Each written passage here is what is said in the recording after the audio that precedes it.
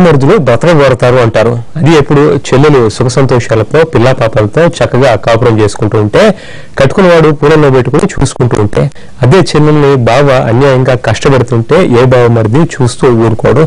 అలాగని చట్టాన్ని చేతిలో తీసుకోకూడదు. నేరం చేసిన వాడిని చట్టానికి పట్టించాలి. కానీ తన చెల్లి కన్నీళ్లకి బావే కారణమంటూ హత్యకు తెగబడ్డ వ్యక్తికి బేడీలు వేసేందుకు సిద్ధమయ్యారు పోలీసులు.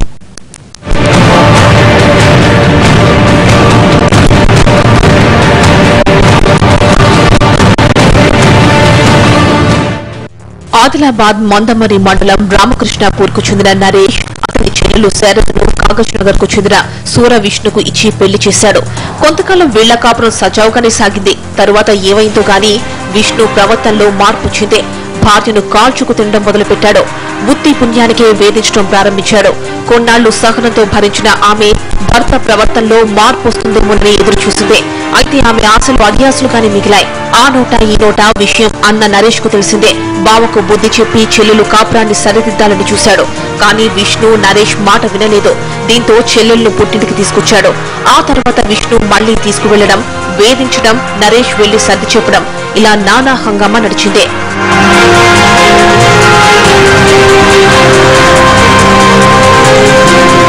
పోలీసులు కౌన్సిలింగ్ ఇచ్చినా విష్ణు ప్రవర్తన మారలేదు. భార్యను వేధించడం ఆపలేదు.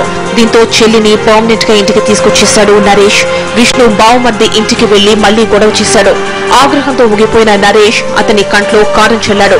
ఆడపడుచును ఇబ్బందులు పెడతావా అంటూ నరేష్ భార్య కూడా విష్ణును చితకబాదింది. ఇద్దరూ కలిసి బండరాతితో మోది విష్ణును చంపేశారు.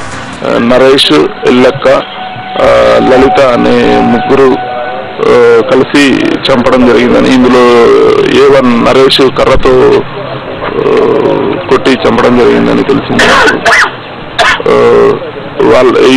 యాక్చువల్గా ఇందులో మెయిన్ ఫ్యామిలీ డిస్ప్యూట్స్.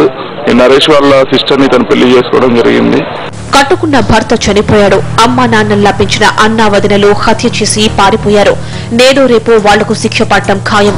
పుట్టింట్లో పుట్టెడు దుఃఖంతో అనాథలా మిగిలింది నరేష్ చెల్లెలు శారద.